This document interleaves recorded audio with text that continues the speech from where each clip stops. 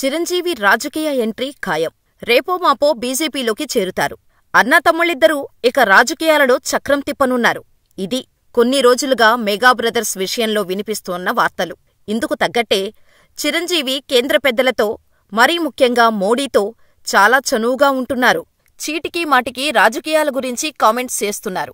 ప్రజారాజ్యమే జనసేనగా రూపాంతరం చెందిందని మెగాస్టార్ చెప్పటం వెనుకున్న మతలబేంటి? చిరంజీవి రాజకీయ సన్యాసం వెనుక ఏం జరిగింది?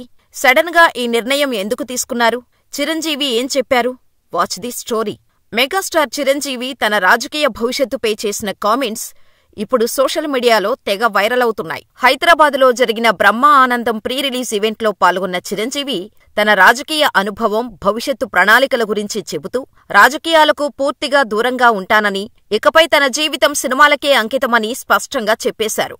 ఇకపై రాజకీయాల్లోకి వెళ్లే ఇంట్రెస్టు లేదని, గతంలో ప్రజారాజ్యం పార్టీ స్థాపించి కొంతకాలం రాజకీయాల్లో క్రియాశీలంగా ఉన్నా ప్రస్తుతం తన దృష్టి పూర్తిగా సినీ రంగంపైనే ఉందని అభిమానులకు, మీడియాకు క్లారిటీ ఇచ్చారు. ప్రజాసేవ నా తమ్ముడు పవన్ కళ్యాణ్ చేతుల మీదుగా కొనసాగుతుందని, రాజకీయాలలో తనకు ఇక ఏ పాత్రా లేదన్నారు. అయితే నేను ఈ మధ్య కొందరు రాజకీయ నాయకులను కలవడాన్ని చూసి అందరూ నేను రాజకీయ ప్రవేశం చేస్తున్నాను అని అనుకుంటున్నారని, అది సరికాదని, సినీ పరిశ్రమకు అవసరమైన అంశాలపై చర్చించేందుకే రాజకీయ నాయకులతో తన భేటీలు జరుగుతున్నాయని స్పష్టం చేశారు. తాను ఏ పార్టీతోనూ జతకట్టడం లేదని, రాజకీయాల నుంచి పూర్తిగా విరమించుకున్నానని చెప్పారు. ఇదిలా ఉంటే మొదటి నుంచి బీజేపీ చిరంజీవిని పార్టీలోకి తీసుకోవటానికి ఇంట్రెస్ట్ చూపించింది. అంతేకాదు, చిరంజీవికి ఏపీ అధ్యక్ష బాధ్యతలు ఇవ్వాలని ఆలోచిస్తున్నట్టు ప్రచారం కూడా జరిగింది. ఈ వార్తలు ఎక్కువ అవటం సోషల్ మీడియా, కొన్ని మెయిన్ స్ట్రీమ్ మీడియాలు చిరంజీవి రాజకీయాల్లోకి రీ ఎంట్రీ ఇస్తున్నట్టు రాయటంతో ఈ ఇష్యూ పెద్దదేవకుండా ఉండాలనే ఉద్దేశంతో చిరంజీవి రాజకీయ సన్యాసం ప్రకటించినట్టు అభిప్రాయపడుతున్నారు అభిమానులు. అయితే కొందరు మాత్రం ఏపీలో వైసీపీ నాయకులు, తెలంగాణలో కాంగ్రెస్ సీఎం రేవంత్ రెడ్డి వల్లే చిరంజీవి రాజకీయ సన్యాసం తీసుకున్నాడని సోషల్ మీడియాలో వార్తలను వైరల్ చేస్తున్నారు. దీనికి అసలు కారణం, ఈ మధ్య ఓ ఈవెంట్లో చిరంజీవి కాంగ్రెస్ నేత అని రేవంత్ రెడ్డి చెప్పటం, మరోపక్క వైసీపీ నేతలు విపరీతంగా చిరంజీవి పార్టీలు మారే నాయకుడు అని ట్రోల్స్ చేస్తుండటం, సోషల్ మీడియాలో ఫుల్గా చిరంజీవిపై నెగిటివిటీ స్ప్రెడ్ చేయటంతో ఈ ప్రభావం తన సినిమాల మీద పడకూడదని, రాజకీయాల నుంచి పూర్తిగా దూరమవుతున్నానని చిరంజీవి చెప్పినట్టు అభిప్రాయపడుతున్నారు రాజకీయ విశ్లేషకులు. అయితే చిరంజీవి 2008లో ప్రజారాజ్యం పార్టీని స్థాపించి తొలి ఎన్నికల్లో గట్టి పోటీ ఇచ్చారు.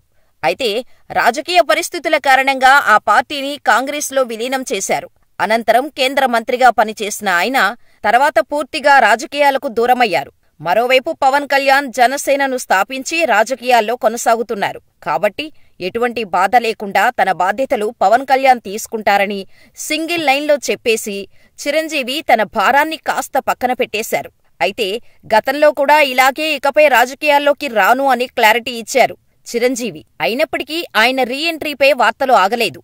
అప్పుడు ఏమన్నారో కూడా తెలుసుకుందాం.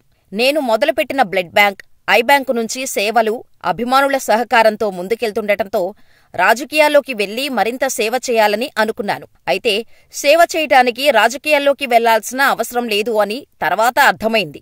నేను గబుక్కున పాలిటిక్స్లో కాలు వేసి పొరపాటు చేశాను. తప్పు తెలుసుకుని మళ్లీ సినిమాల్లోకి వచ్చాను. నేను పాలిటిక్స్లో ఉంటే పెద్ద ఎత్తున సేవలు చేసే అవకాశం ఉంటుందని అటు వెళ్లాను. కానీ వాటికి నేను అనర్హుడు అనేది తర్వాత అర్థమైంది. అందుకే 9 ఏళ్ల తర్వాత వెనక్కి తిరిగి వచ్చి సినిమాలు చేస్తున్నాను. అయితే సినిమాల్లోకి రీ ఎంట్రీ ఇస్తే అభిమానుల నుంచి అదే ఆదరణ, ప్రేమ ఉంటుందా అని అనుమానంగా ఉండేది. కానీ తిరిగి వచ్చాక అదే ఆదరణ, అదే ప్రేమ, అదే అభిమానం మీ గుండెల్లో చోటు కల్పించటం చాలా సంతోషాన్ని అందించింది. ఇక బతికినంతకాలం సినిమాల్లోనే ఉంటాను, ఓపిక ఉన్నంతకాలం మీకోసం సినిమాలు చేస్తూనే ఉంటాను అంటూ చిరంజీవి ఇక రాజకీయాల్లోకి వచ్చే ఛాన్స్ లేదు అని క్లియర్గా చెప్పేశారు. అయినప్పటికీ రీ ఎంట్రీపై వార్తలు వస్తూనే ఉండటంతో మరోసారి క్లారిటీ ఇచ్చారు చిరంజీవి. మరి పొలిటికల్ రీ ఎంట్రీ వార్తలు ఇకనైనా ఆగుతాయో లేదో చూడాలి.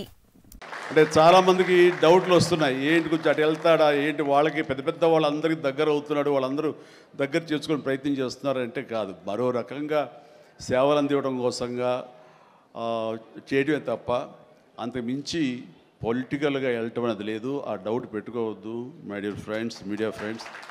లేదు, పొలిటికల్గా వద్దు. పొలిటికల్గా ముందుకు వెళ్ళటానికి నేను అనుకున్న లక్ష్యాల్ని, నేను అనుకున్న సేవాభావాల్ని, ఆ సేవల్ని చేయడం కోసంగా పవన్ కళ్యాణ్ ఉన్నాడు, ముందుకు వెళ్తున్నాడు. Yes, thank you so much, love you all.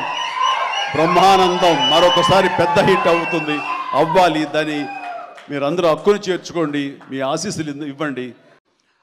నేను పాలిటిక్స్ నుంచి ఎగ్జిట్ అయ్యి సైలెంట్గా ఉండటమే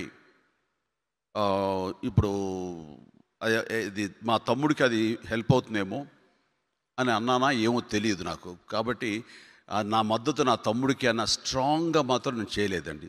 మేబీ డెఫినెట్గా ఫ్యూచర్లో ఏమో తెలియదు. వాడు నా తమ్ముడు తనకు నా తమ్ముడికి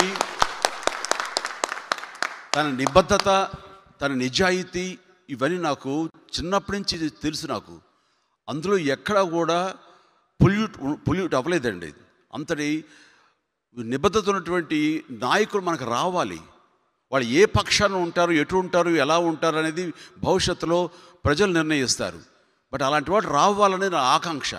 దానికి డెఫినెట్గా నా సపోర్ట్ ఉంటుంది. అండ్ నేను ఒక పక్కన తను ఒక పక్కన ఉండటం కంటే నేను విత్డ్రా చేసుకుని సైలెంట్ అయిపోవటమే. తను ఎమర్జ్ అవుతాడు, ఫ్యూచర్లో బెస్ట్ నాయకుడు అవుతాడు. ఏమో ఏలే అవకాశం ప్రజలు తనకి ఇస్తారేమో నేను భావిస్తాను. అలాంటి రోజు రావాలని కూడా కోరుకుంటున్నాను.